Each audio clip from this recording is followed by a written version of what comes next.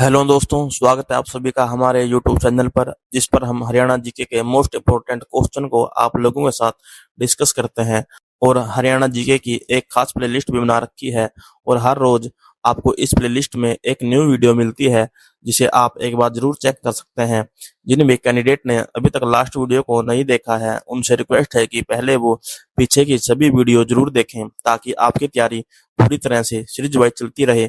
तो चलिए दोस्तों, बिना किसी देरी के आज का वीडियो शुरू करते हैं। प्रश्न नंबर 181। हरियाणा प्रदेश में वर्तमान समय में कुल उपमंडल सब डिवीजन कितने हैं? Option number A 71, option number B 72, option number C 73, option number D 74। तो दोस्तों इसका राइट आंसर है ऑप्शन नंबर डी 74। हरियाणा प्रदेश में वर्तमान समय में कुल 74 उपमंडल सब डिवीजन है। सब डिवीजन प्रशासनिक व्यवस्था का एक महत्वपूर्ण हिस्सा है, जो किसी जिले या बड़े क्षेत्र के भीतर छोटे प्रशासनिक क्षेत्र को कहा जाता है। यह एक प्रशासनिक उप इकाई होती है जो कि जिले से नीचे के स्तर पर स्थित होती है। हर जिले में सब डिवीजन होते हैं, जिन्हें तहसील या विधानसभा क्षेत्र के नाम से भी जाना जाता है। सब डिवीजन के प्रमुख अधिकारी को सब डिविजनल मजिस्ट्रेट एसडीएम कहा जाता है, जो स्थानीय प्रशासन के कार्यों को संचालन करता है।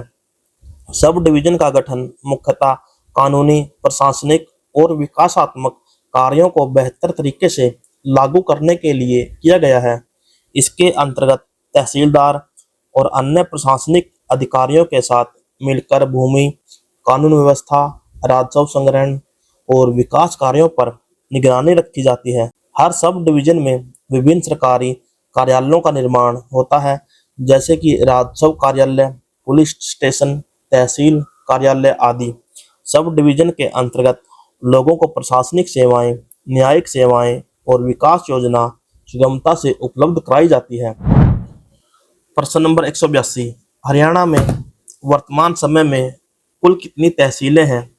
Option number A 91, option number B 92, option number C 93, option number D 94। तो दोस्तों इसका राइट आंसर है ऑप्शन नंबर डी 94। हरियाणा प्रदेश में वर्तमान समय में कुल 94 तहसीलें हैं। तहसील एक प्रशासनिक इकाई होती है जो जिले से नीचे की स्तर पर स्थित होती है।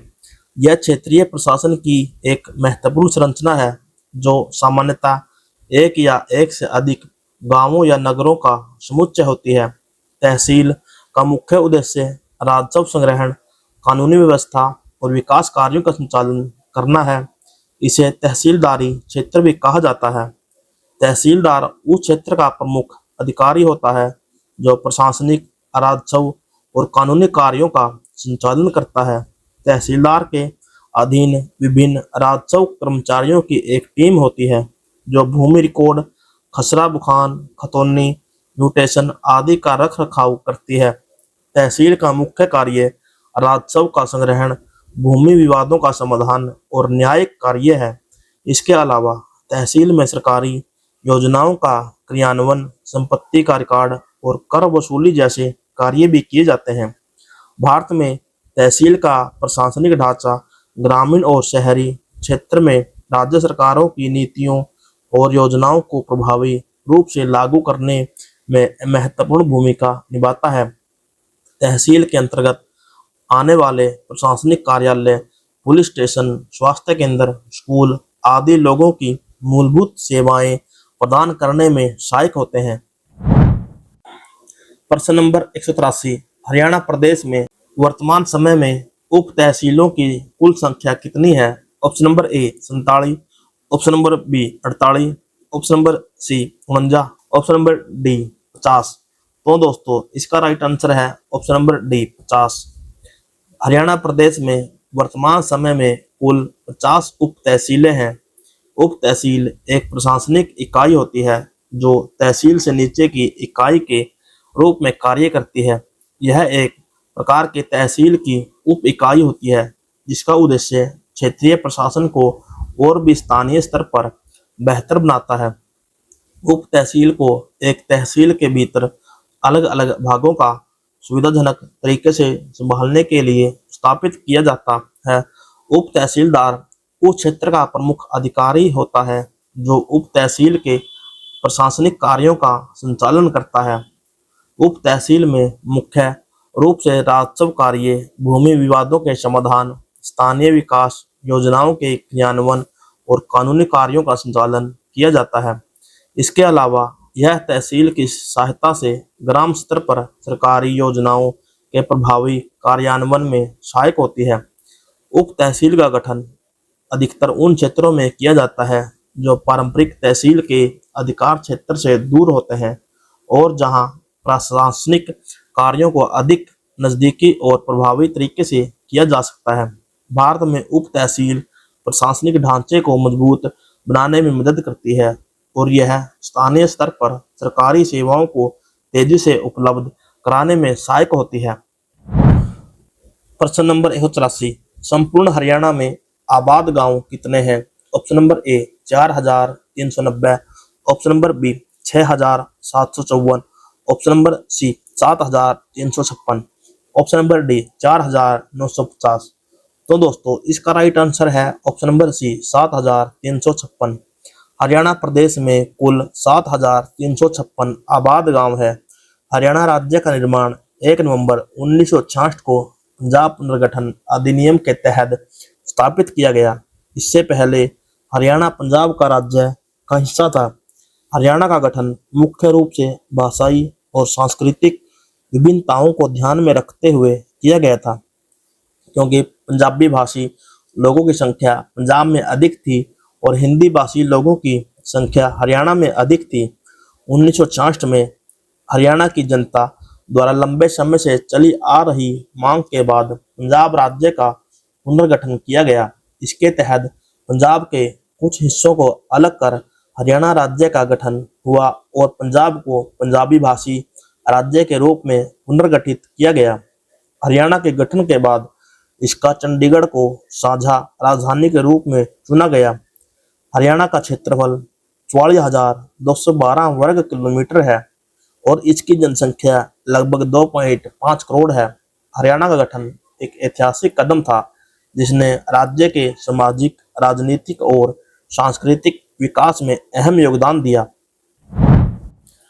प्रश्न नंबर 185, प्रदेश के किस जिले में चौधरी देवीलाल प्राकृतिक पार्क विकसित किया गया है? Option number A Rohtak, option number B Panipat, option number C Yamunanagar, option number D Bhiwani. तो दोस्तों इसका राइट आंसर है option number C Yamunanagar. Chaudhary Devilal प्राकृतिक पार्क हरियाणा के यमुनानगर जिले में स्थित है। यमुनानगर हरियाणा राज्य का एक प्रमुख जिला है जो कि राज्य के पश्चिमी हिस्से में स्थित है।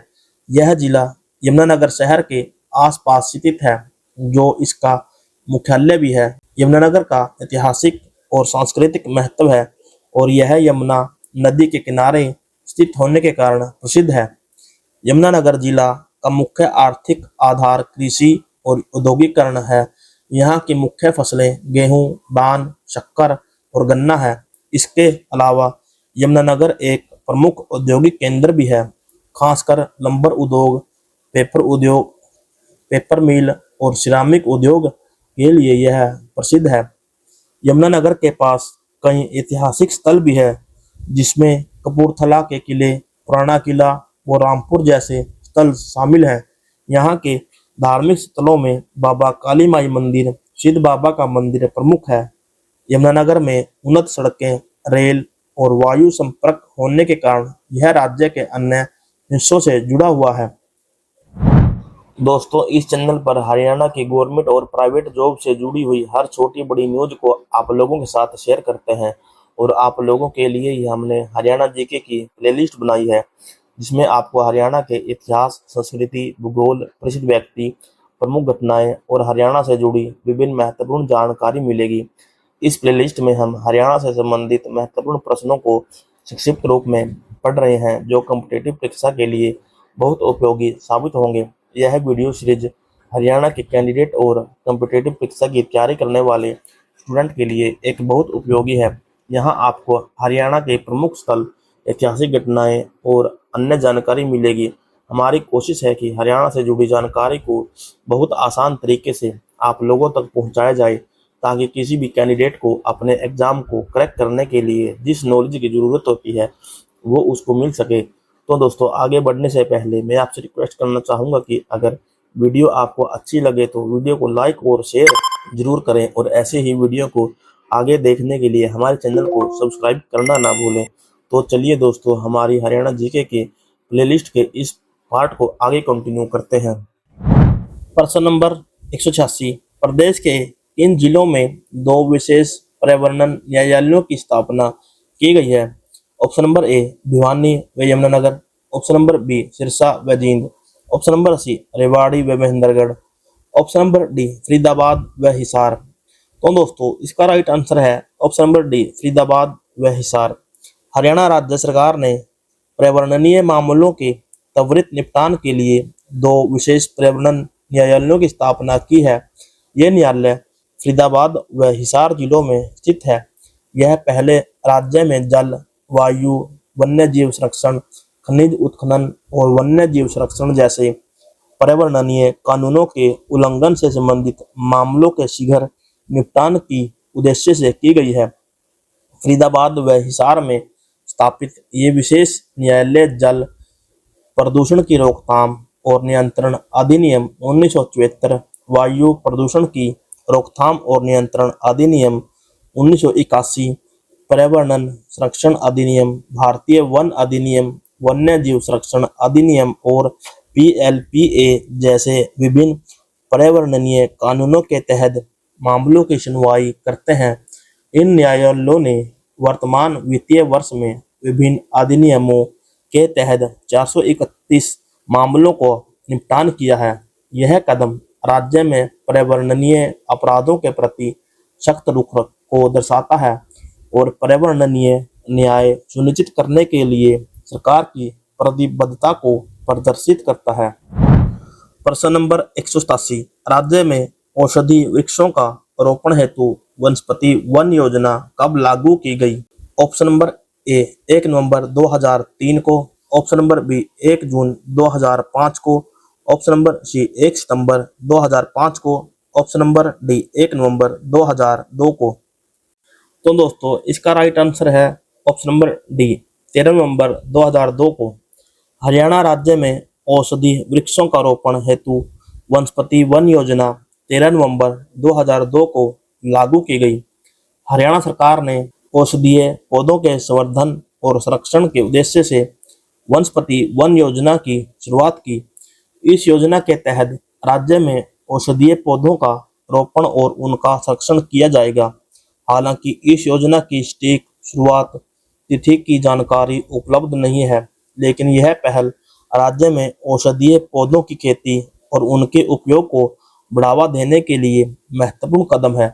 इस योजना के माध्यम से किसानों को औषधीय पौधों की खेती के लिए प्रोत्साहित किया जाएगा, जिससे न केवल उनकी आय में वृद्धि होगी बल्कि पर्यावरण संरक्षण में योगदान मिलेगा। इसके अतिरिक्त राज्य सरकार ने वन मित्र योजना भी शुरू की गई, जिसका उद्देश्य गैर वन भूमि का वृक्षारोपण गतिविधियों में सामुदायिक भागीदारी को बढ़ावा देना है।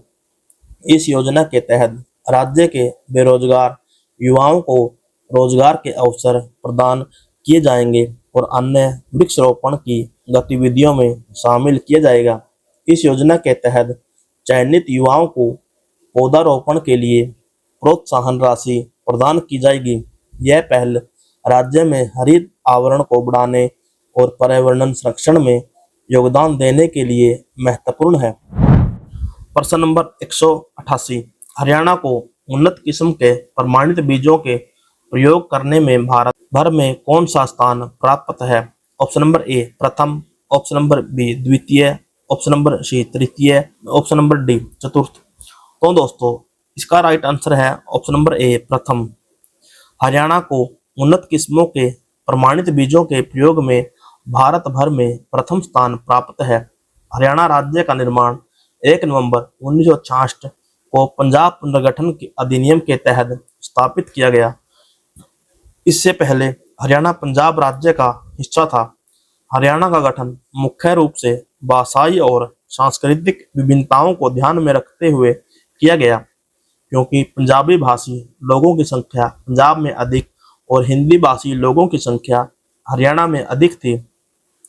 1966 में हरियाणा की जनता द्वारा लंबे समय से चली आ रही मांग के बाद पंजाब राज्य का पुनर्गठन किया गया। इसके तहत पंजाब के कुछ हिस्सों को अलग कर हरियाणा राज्य का गठन हुआ और पंजाब को पंजाबी भाषी राज्य के रूप में पुनर्गठित किया गया। हरियाणा के गठन के बाद इसका चंडीगढ़ को साझा राजधानी के रूप में चुना गया। हरियाणा का क्षेत्रफल 44,212 वर्ग किलोमीटर है और इसकी जनसंख्या लगभग 2.5 करोड़ है।